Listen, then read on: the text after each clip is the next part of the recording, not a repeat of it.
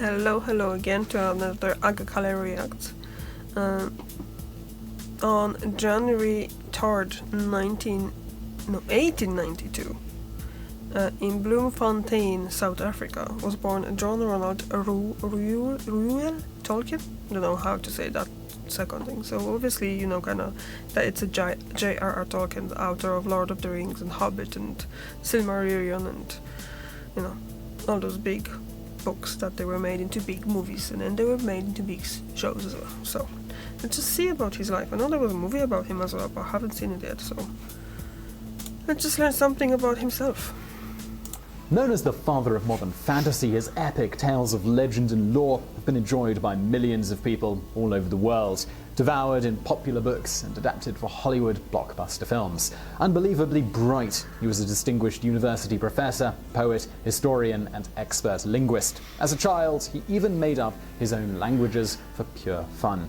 He gave us complex and fanciful creatures, including hobbits, orcs, and elves set in a prehistoric Middle-earth. Some theorize that his made-up worlds are symbolic of his country's past power struggles, influenced by his devout Roman Catholic faith, or simply the genesis of his personal experiences. In any case, there is no denying his glorious imagination and his rightful place amongst the greatest writers of all time. But who was the creator of The Hobbit and The Lord of the Rings? Well, today on Biographics, we explore the life of J.R.R. Tolkien. Did I say J.R.R. Martin at first? I meant Tolkien. Before bank clerk Arthur Tolkien and Mabel Suffield welcomed their son into the world, the English couple moved to South Africa. Here, Arthur had high hopes of advancing his career and providing a comfortable life for their budding family. John Ronald Reuel, known as Ronald to most, was born in Bloemfontein, South Africa on January 3rd, 1892. Not long after, another son, Hilary, was born, completing the Tolkien family. Tolkien's childhood in Africa was cut short when his mother decided the boys would be better educated in their native England. At the age of 3, Tolkien and his mother and younger brother left for their homeland, while Arthur stayed behind to settle the business. He was planning to join them, but never made it, falling ill and dying of a severe brain hemorrhage, a complication of rheumatic fever, on February 15th, 1896. At the time, the spread of disease and contagions were feared, and travel took many weeks, if not months. Arthur's body was laid to rest without his family by his side. Having spent just a small fraction of his early years in Africa, Tolkien had very few memories from that time. However, one tale persists, but the facts remain uncertain. According to this story, the then toddler Tolkien stumbled upon and was bit by a baboon spider, a type of tarantula, in the garden. Tolkien ran screaming, and his nurse immediately snatched him up and sucked the venom out from the wound. Tolkien later said, he could remember a hot day and running in fear through long dead grass, but the memory of the tarantula itself faded, and he said that the incident left him with no especial dislike of spiders. Still, fans and armchair psychologists alike speculate whether the tarantula influenced the presence of man-eating spiders in Tolkien's later fictional works. Well, back in England, Mabel and the boys settled with family in the West Midlands, first in King's Heath and then in Sarehole. On one hand, and especially in the city of Birmingham, the West Midlands was urban, dark and industrial. On the other hand, it was the idyllic English countryside with lush green grass, trees and a corn mill in the rural hamlet of Sarehole. Between the ages of 4 and 8, Tolkien lived across the street and within 300 yards of the Sarehole mill and Molesley Bog. He spent many hours there playing with his younger brother and being chased by the miller's son, whom the boys nicknamed the White Ogre. The Shire, Tolkien's imaginary land of hobbits, was inspired by Sarehole. In The Hobbit, he writes of Bilbo Baggins running as fast as his furry feet could carry him down the lane, past the great mill, across the water, and then on for a mile or more. Tolkien's mother homeschooled the boys at first, teaching the young Tolkien botany and the basics of Latin. Tolkien could read fluently by the age of 4 and write soon after. He loved drawing landscapes and trees, but his favourite studies were those involving languages. Later, he would attend King Edward's School in Birmingham, which proved to be the perfect breeding ground for the boys' natural curiosity and development of linguistics. Tolkien was an exceptional student who was capable of easily mastering ancient and modern languages, including Greek, Latin, Spanish, Danish, Old English, Old Norse, Gothic, and Finnish. The boy made up his own languages, including early variations of Elvish, ones featured in his writings. At King Edward's, he made a number of close friends and formed a semi-secret society that enjoyed drinking tea and critiquing each other's literary works. They called themselves TCBS, which stood for the Tea Club and Barovian Society. Despite the earlier loss of his father, life for the young Tolkien was generally happy until two events altered the course of his life. In 1900, his mother decided to convert to the Catholic faith. This bold move left Mabel and her sons estranged from both sides of the family, and in the fallout, Tolkien experienced isolation, loneliness, and poverty. Following his acceptance into the Catholic Church, Tolkien remained devout in his faith for the rest of his life. He has also been credited with being partly responsible for bringing another famous writer and friend, C.S. Lewis, back to Christianity. Tragedy then struck Tolkien again in 1904 when his mother was diagnosed with diabetes, a sure death sentence in that time. Sadly, Mabel died in the same year, on November the 14th. Tolkien was 12 at the time.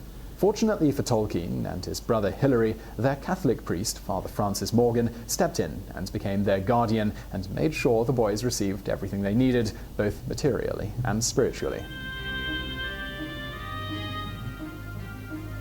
Tolkien met his eventual bride, Edith Bratt, when he was 16 and she was 19. They were both orphans and lodgers at a boarding house run by a woman named Mrs. Faulkner. The two grew fond of each other and a friendship developed. And then, as it happens with teenagers, the pair became too close for Father Francis's liking. He was horrified his ward was courting a Protestant woman and believed the relationship was a distraction from Tolkien's school work. Father Francis forbade Tolkien to see or correspond with Edith until he was 21. This was a devastating blow to Tolkien, but he obeyed the order. When his birthday approached, he wrote to his love and proposed marriage. Her reply was heartbreaking, but offered a glimmer of hope. She was engaged to another man, but his letter made her reconsider. Edith agreed to meet Tolkien on January the 8th, 1913 at the train station in Cheltenham. They walked and talked for hours, and Edith accepted Tolkien's marriage proposal, breaking off her prior engagement. Edith converted to Catholicism, and the couple married on March the 22nd, 1916. Tolkien was 24 years old and a few months shy of deploying to the Western Front. In a letter to his son, Michael, years later, Tolkien expressed admiration for his wife's willingness to marry a man with no job, little money, and no prospects except the likelihood of being killed in the Great War. Tolkien was a true romantic, and Edith was his muse. He wrote of her, "Her hair was raven, her skin clear, her eyes brighter than you have seen them, and she could sing and dance." Tolkien was so mad for Edith, he created the fictional pair of star-crossed lovers based on their romance, Luthien, daughter of the elven king of Doriath, and Beren, a mortal man. They fall for each other when Beren discovers Luthien singing and dancing in a glade. Yet their love can never be, since Beren is destined to die. Alas, her disapproving father, the king, sends Beren on a task he knows the man cannot complete. The full story of Luthien and Beren was left unfinished during Tolkien's lifetime, but served an important backstory in The Hobbit. Tolkien's son Christopher later published Luthien and Beren as a chapter in the saga The Silmarillion. Edith and Tolkien enjoyed a long and happy marriage to each other, and they had 4 children: John Francis, Michael Hilary, Christopher John, and Priscilla Mary Ann. Tolkien was a devoted father and loved his children, often making up fanciful stories for them. From 1920 to 1942, at Christmas time, Tolkien illustrated letters to his children, introducing new characters such as the North Polar Bear, Snowman, and others. 3 years after his death, these intimate stories were published as letters from Father Christmas by the Tolkien estate. Believing he was, in his own words, a young man with too much imagination and little physical courage, Tolkien did not rush to join the British military when war broke out. Instead, he returned to Oxford, where he had achieved a first-class degree in June of 1915. Tolkien was busy working on poems and his invented languages at this time. Eventually, though, Tolkien enlisted as a second lieutenant in the Lancashire Fusiliers and was sent to active duty on the Western Front just in time for the Battle of the Somme, also known as the Somme Offensive. The Battle of the Somme remains one of the bloodiest military battles in history. It lasted 4 long months, and on the first day alone, British troops suffered over 57,000 casualties. In total, over 1 million men lost their lives, including 420,000 British soldiers. Fighting in the Great War, Tolkien witnessed the horrors of trench fighting and lived in deplorable, unsanitary conditions. It was hell on earth for Tolkien and his comrades, who stood by as their friends suffered and died alongside them. They spent their days and nights with little relief and endured infestations of lice that feasted on their flesh. As a result, Tolkien came down with trench fever, a major medical problem of World War I. So severe were the lice, a chaplain staying with Tolkien's unit later recalled, "We dossed down for the night in the hopes of getting some sleep, but it was not to be. We no sooner lay down than hordes of lice got up. So we went round to the medical officer, who was also in the dugout with his equipment, and he gave us some ointments, which he assured us would keep the little brutes away. We anointed ourselves all over with the stuff, and again lay down in great hope, but it was not to be, because instead of discouraging them, it seemed to act like a kind of hors d'oeuvre, and the little beggars went at their feast with renewed vigour." Sick and unable to fight, Tolkien left the battlefront to recover in a Birmingham hospital in November of 1916. Through 1917 and 1918, Tolkien had bouts of the illness, and he spent time in remission doing service at home and at various camps. Tolkien most likely escaped death on the battlefront precisely because he became ill. Sadly, all but one of his close friends, including those from the TCBS, perished in the war. As a writer, this tragedy of loss and first-hand experience in battle provided Tolkien with a keen sense of awareness. From the unpublished The Book of Lost Tales, Tolkien writes, "In huts full of blasphemy and smut, or by candlelight in bell tents, even some down in dugouts under shell fire." In The Hobbit, the Battle of the Five Armies is thought to draw upon Tolkien's wartime experiences, as well as the Dead Marshes and Black Gate of Mordor in The Lord of the Rings. On November the 11th, 1918, the armistice was signed, which marked the end of World War I. Tolkien was appointed assistant lexicographer on the New English Dictionary, also known as the Oxford English Dictionary, in 1918, but stayed on the job for only a short while. In the summer of 1920, he accepted a post as a reader with the University of Leeds. At Leeds, he taught and collaborated with other authors, continued writing the Book of Lost Tales, constructed languages, and founded reading and social clubs like the Viking Club. This was an undergraduate club for students who had an affinity for Old Norse sagas and drinking beer. In 1925, Tolkien finally received his professorship at Oxford, the Rawlinson and Bosworth Professorship of Anglo-Saxon. Tolkien was right at home in academia and fit in remarkably well with the predominantly male culture. He revelled in the lectures, research, and exchange of ideas with students and fellow professors. Tolkien did not publish many scholarly articles, yet he was extremely influential. One lecture worth mentioning altered the modern study of the Old English epic tale Beowulf, and was first delivered in 1936. In Beowulf, the Monsters and the Critics, Tolkien argued the monsters, Grendel, Grendel's mother, and the dragon, are not merely extraneous to the narrative, but should be a focus of study. Tolkien believed critics put too much emphasis on the historical elements of the tale instead of looking at it as a work of art. At Oxford, Tolkien befriended colleague C.S. Lewis, best known for his fantasy series, The Chronicles of Narnia. The two men bonded over their shared love of mythology and began meeting regularly for a glass, a joke, and to criticize each other's poetry. The meetings were so enjoyable and useful, they invited others to join. The informal group, known as the Inklings, eventually grew to 19 members, and they met once a week, late at night, sometimes not wrapping up until 2 or 3 o'clock in the morning. As was the practice, Tolkien shared manuscripts of works in progress with the Inklings and received energetic feedback from the group. Among other writings, Tolkien brought original poetry, sections from The Hobbit, excerpts from the Notion Club papers, and each new chapter of The Lord of the Rings. There is little evidence to support the suggestion by some that the men had a more spiritual purpose to their meetings. The Inklings continued to meet regularly for 19 years. Together with Tolkien and Lewis, some of the more distinguished members of the Inklings included Neville Cockle, Hugo Dyson, Owen Barfield, and Charles Williams. In 1945, Tolkien changed his chair at Oxford to the Merton Professorship of English Language and Literature. He held this position until his retirement in 1959. One hot summer day in 1928, Professor Tolkien was grading exam papers which he described as soul-destroying. He came upon a blank page and without thought wrote down, "In a hole in the ground there lived a hobbit."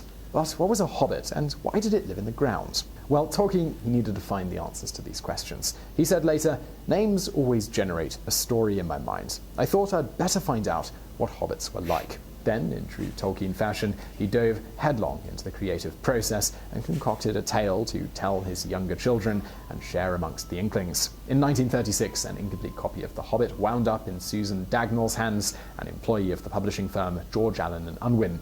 Recognizing the story's potential, Dagnall convinced Tolkien to finish it, and when complete, she presented it to her boss. He then tested it out on his 10-year-old son, who gave it a raving review. The Hobbit was published 1 year later, in 1937, and was an immediate hit. In fact, it was so successful that the publisher asked Tolkien if he had any similar stories. Today, since the first publication, The Hobbit has sold more than 100 million copies around the world and has been translated in over 50 languages. So you might be wondering, well, what makes The Hobbit so enduring? For one thing, it lacks female characters, and it is not, nor has it ever been, politically correct. It is also a very long tale with poetry, and unlike other children's fiction, does not have a central child figure for whom young readers can easily identify with. Although the protagonist Bilbo Baggins is only a little hobbit, so he does kind of act like a surrogate child. Tolkien's colourful descriptions of Middle-earth and its complex characters, goblins, elves, orcs, wizards, dragons, and hobbits, of course, are richly portrayed.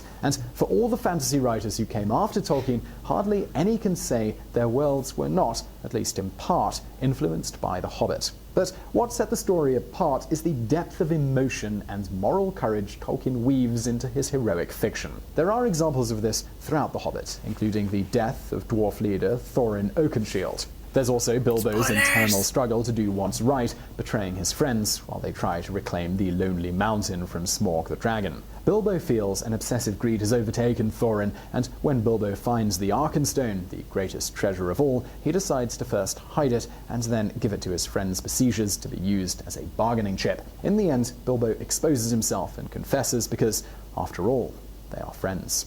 After Tolkien's publication of The Hobbit, he presented portions of the Silmarillion, including incomplete stories of Luthien and Beren, to Stanley Unwin, hoping for a warm reception, but his reader felt the stories were not commercially publishable. They simply contained too much poetry. Tolkien was disappointed at the news, but soon found himself busy writing the sequel to The Hobbit, Tolkien's opus, what would become The Lord of the Rings. This was published in 3 parts: The Fellowship of the Ring, The Two Towers, and The Return of the King, between 1954 and 1955. It took him over a decade to write these books. Unwin's son, who was by now an adult, was heavily involved in pushing a temperamental Tolkien to finish the books. Thinking it would be a relatively unimpressive release and a loss to the firm, the publishers grossly underestimated The Lord of the Rings' public appeal. True, it had mixed reviews, from damning to glowing, and everything in between. The BBC adapted it into 12 condensed episodes, elevating its popularity further. Then, in the mid-1960s, a pirated paperback version was released, which caught the attention of American readers. A sort of cult then developed based on the newfound popularity of fantasy literature, and Tolkien was made a rich man. He was not entirely happy, though, even if he was flattered, partly because rumours circulated of party-going cult readers ingesting LSD and reading The Lord of the Rings. And indeed, some overzealous fans, who Tolkien referred to as lunatics, were calling his home and demanding to know if Frodo had succeeded in his quest. The Hobbit and The Lord of the Rings certainly receive all the glory, but Tolkien authored a number of other articles and essays during his lifetime, including The Monsters and the Critics and Other Essays, one Middle-earth-related work, The Adventures of Tom Bombadil, editions and translations of Middle English works such as the Ancrene Wis, Sir Gawain and Sir Orfeo and the Pearl, and stories The Imram, The Homecoming of Bairnroth, Bairnroth's Son, and stories The Imram, The Lay of Altroe and Itron, Farmer Giles of Ham, Leaf by Niggle, and Smith of Wotton Major. Following his death, the letters from Father Christmas were released by the Tolkien estate, and later son Christopher saw to it that his father Silmarillion and a number of other incomplete writings under the title of Unfinished Tales of Númenor and Middle-earth were published. After his retirement from Oxford, Tolkien moved to Bournemouth, and on November the 29th, 1971, the love of his life, Edith, died. Nearly 2 years later, on September the 2nd, 1973, Tolkien followed. As a final testament to their love and at Tolkien's instruction, they were buried in a single grave. On their tombstone, Beren is engraved under his name, and Luthien appears under Edith's. Cute. Tolkien shall remain a celebrated literary figure through the ages as his life work continues to inspire the fantasy genre.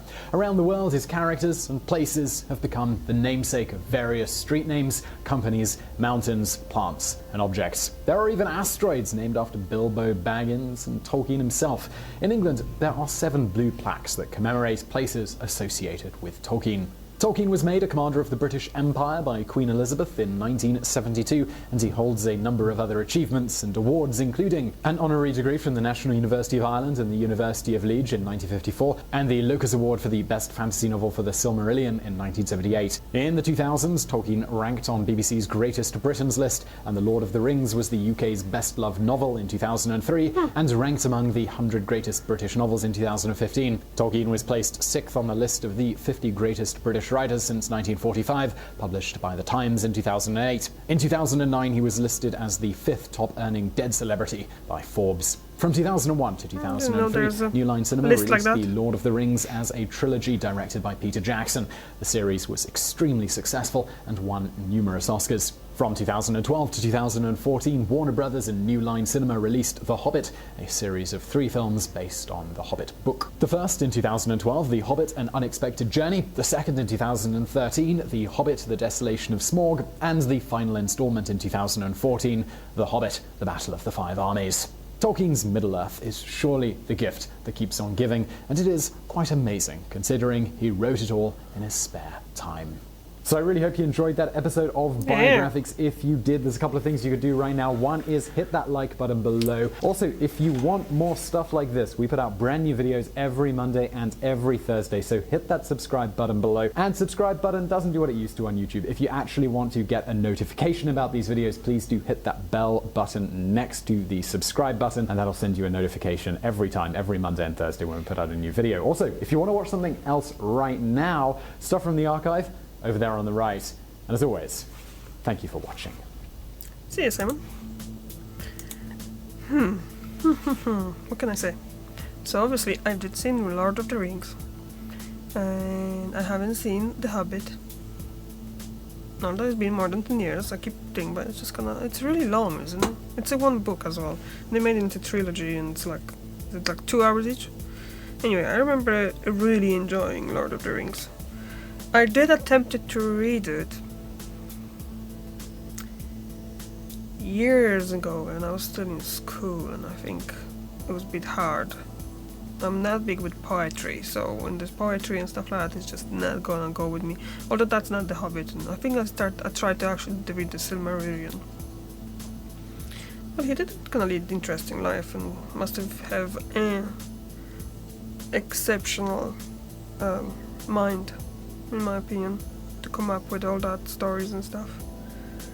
And yeah, if not him, we wouldn't have elves and hobbits and orcs and dwarves, I guess. Because I think he was the first one who actually came out, isn't it? And just other people were just naming it after his creation. So thank you very much for watching, and I'll see you tomorrow. Bye.